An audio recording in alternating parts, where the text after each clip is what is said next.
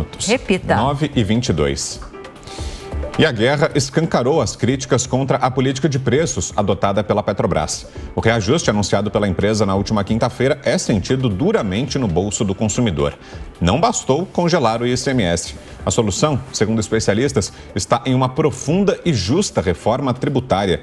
Confira na reportagem de Marcelo Matos. A guerra amplia a discussão contra a política internacional de preços da Petrobras. Estatal garante autossuficiência em petróleo, mas brasileiros cobram benefícios nas bombas dos postos. Em ano eleitoral, o Congresso busca mostrar serviço com a discussão de inúmeras propostas. O presidente Bolsonaro já defendeu a venda da estatal e culpa os governadores. Os chefes dos executivos estaduais garantem que congelaram o ICMS e, mesmo assim, os combustíveis subiram. Na prática, o brasileiro fica mais pobre quando abastece. O advogado Antônio Carlos Moradi ressalta que não haverá solução tributária fácil a curto prazo. Os acionistas estrangeiros internacionais estão levando 100 bilhões de dólares por ano de dividendos da Petrobras. Ora, todos os empresários que prezam suas empresas, né, quando eles obtêm lucro, eles não tiram todo o lucro para eles. Eles separam um certo tanto de percentual de valor para investir na própria empresa, né? Esses são os empresários pujantes, né? Aqueles empresários que querem crescer. Por que a Petrobras está fazendo isso? A Câmara dos Deputados aprovou o projeto que muda a incidência do ICMS sobre os combustíveis. O texto já havia sido discutido pelo Senado e agora só depende de sanção do presidente Jair Bolsonaro. O projeto determina que o imposto incidirá uma vez e não mais em toda a cadeia, com alíquota única em todo o país. O setor de logística aponta que o diesel pode superar 50% do custo das empresas. O presidente do CTCESP, o Sindicato das Empresas de Transportes de Carga de São Paulo e região, Adriano Depentor, avalia que a crise ressalta a necessidade da tão adiada reforma tributária no Brasil. Era um ótimo momento para desencadear aí um processo de reforma tributária, né? Que você fizesse de forma ampla aí com relação a ICMS, PIS, COFINS, no preço dos combustíveis, para que pudesse dar uma estabilidade perene nesses aumentos. O mercado rejeita intervenções nos preços. Lembra que a Petrobras é estatal, mas tem ações nas bolsas dos Estados Unidos e aqui no Brasil. E após o anúncio da elevação dos combustíveis, suas ações subiram.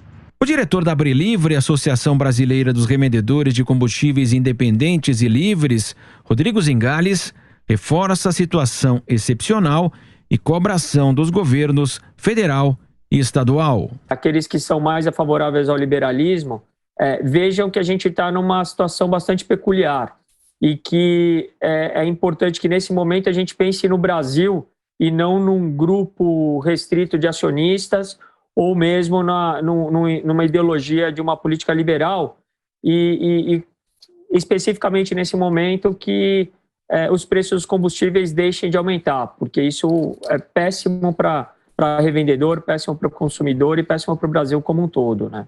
O ICMS é o imposto mais importante dos estados. Em 2022, o total arrecadado nas 26 unidades federativas e o Distrito Federal atingiu 690 bilhões de reais.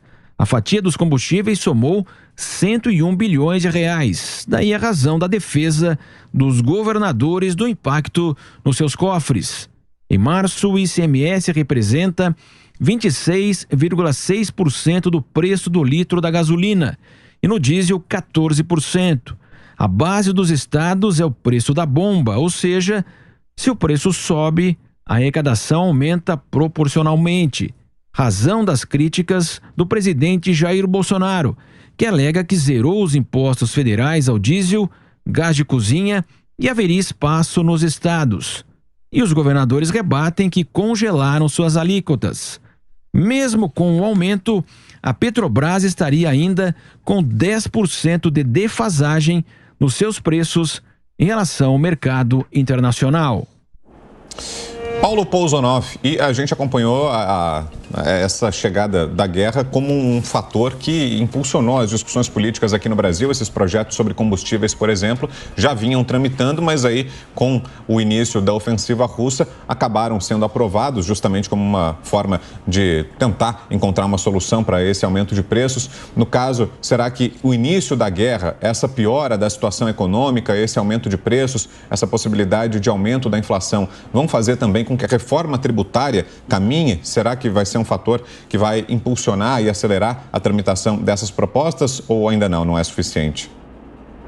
Infelizmente, né, Vitor, a gente precisa de uma guerra para catalisar as discussões aqui no Brasil a respeito dessa cobrança de impostos, que é uma cobrança muito alta, né? As alíquotas são muito altas. No Rio de Janeiro, a alíquota é de 39%, é muito dinheiro. Aqui no Paraná é 29%, na maioria dos estados é 25%. Mais do que uma reforma tributária, eu sou defensor de reformas tributárias, obviamente, que tenham como objetivo diminuir os impostos. Mas para que essa reforma também aconteça, mais do que essa reforma, mais do que a vontade de fazer uma reforma tributária, é preciso mudar essa mentalidade, né? Como eu comentei anteriormente, a gente vendo ali o governador Wellington Dias do Piauí reclamando desses projetos todos que visam aí diminuir os impostos dos estados. O problema é que a gente tem essa mentalidade de um estado provedor. O espectador aí que me vê pergunta por que o combustível nos Estados Unidos é mais barato? Porque lá o Estado não provê tudo, ele não promete prover saúde, educação, segurança.